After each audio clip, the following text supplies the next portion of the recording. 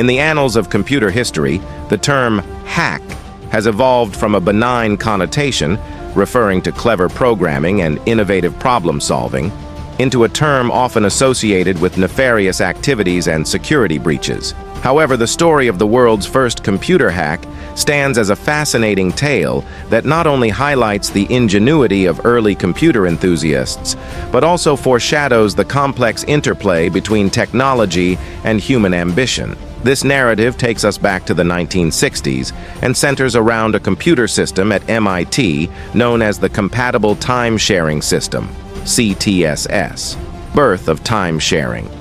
To understand the significance of this early hack, we need to delve into the technological context of the time. The 1960s marked a pivotal era in computing, transitioning from large, expensive mainframes operated by a few specialists to systems that could serve multiple users simultaneously. This shift was largely due to time sharing, a method that allowed multiple users to access a computer at the same time through terminals.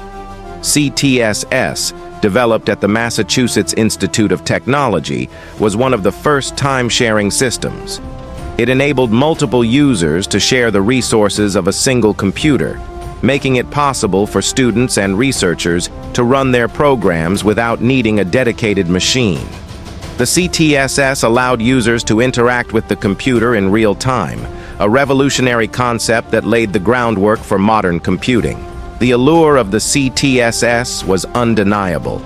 Students and faculty flocked to the terminals, eager to explore this new digital frontier.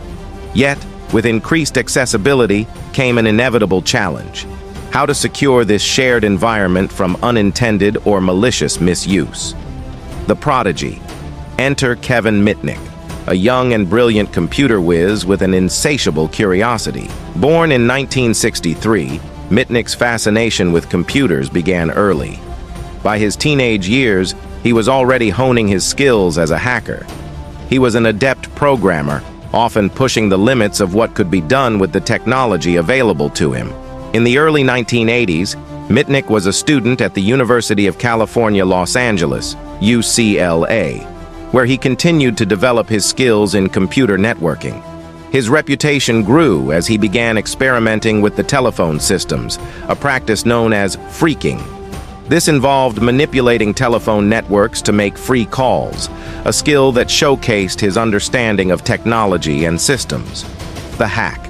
The stage was set for Mitnick's most audacious hack yet, breaking into the CTSS at MIT. The motivation behind his actions was not rooted in malice. Rather, it stemmed from a genuine desire to explore the limits of the technology and, perhaps, to impress his peers. In 1983, Mitnick utilized a series of clever techniques to gain unauthorized access to the CTSS. He began by calling various MIT faculty members and impersonating system administrators. Using social engineering, a technique that exploits human psychology to gain confidential information, Mitnick managed to obtain passwords and access codes from unsuspecting staff members. Once inside the system, he discovered vulnerabilities that allowed him to elevate his privileges. He could not only view files and data, but also manipulate the system at will. This breach was unprecedented and highlighted the inherent weaknesses in the security protocols of the time-sharing systems. Mitnick's access to CTSS was not merely a personal accomplishment. It was a significant moment in computing history. He managed to expose the fragile nature of digital security at a time when few understood its importance. The implications of his actions were profound, revealing how easily systems could be compromised. The aftermath. Although Mitnick's activities were not criminal in intent, they did raise alarms within the MIT community. Once the breach was discovered, the administrators launched an investigation. Their findings revealed not only Mitnick's unauthorized access, but also the vulnerabilities that allowed it to occur. This incident prompted a re-evaluation of security protocols at MIT and other institutions, leading to increased awareness about the need for robust digital security measures. The repercussions of Mitnick's hack extended beyond MIT. They set a precedent for how institutions approached computer security. As a result of his actions, Mitnick gained a reputation as a black hat hacker. a term used to describe individuals who break into systems with malicious intent. However, he was also viewed as a pioneer, someone who recognized the vulnerabilities in systems before many others did. The legal repercussions. Despite the largely benign nature of his initial hacking exploits, Mitnick's actions would eventually lead him into legal trouble. In 1988, he was arrested for breaking into various computer systems, including those of major corporations. The authorities viewed him as a serious threat, and he was charged with several counts of computer-related crimes. Mitnick's case became a landmark moment in the legal landscape surrounding computer hacking. The prosecution argued that he had caused significant financial losses to the companies he breached, while defense attorneys maintained that he was merely exploring the digital frontier. The case drew significant media attention and sparked discussions about the ethics of hacking and the need for clearer laws surrounding cybercrime. A legacy of change. Kevin Mitnick's journey from a curious young hacker to a legal target transformed the way society views hacking. His exploits illustrated not only the vulnerabilities in early computer systems, but also the necessity of ethical considerations in the digital age. The legal system struggled to keep pace with the rapid evolution of technology, leading to a growing recognition that new laws were needed to address the complexities of computer crimes. In the years following his arrest, Mitnick became a consultant and speaker, sharing his experiences and advocating for better security practices.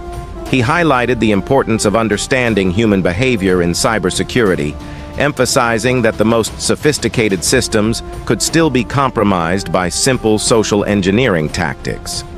Mitnick's story also sparked a broader conversation about the nature of hacking itself. Many began to differentiate between white hat hackers, those who use their skills to help organizations improve their security, and black hat hackers, who exploit vulnerabilities for personal gain. This distinction paved the way for a new generation of cybersecurity professionals dedicated to protecting systems and data from unauthorized access. Conclusion. The story of the first computer hack is not just about Kevin Mitnick's audacious exploits at MIT.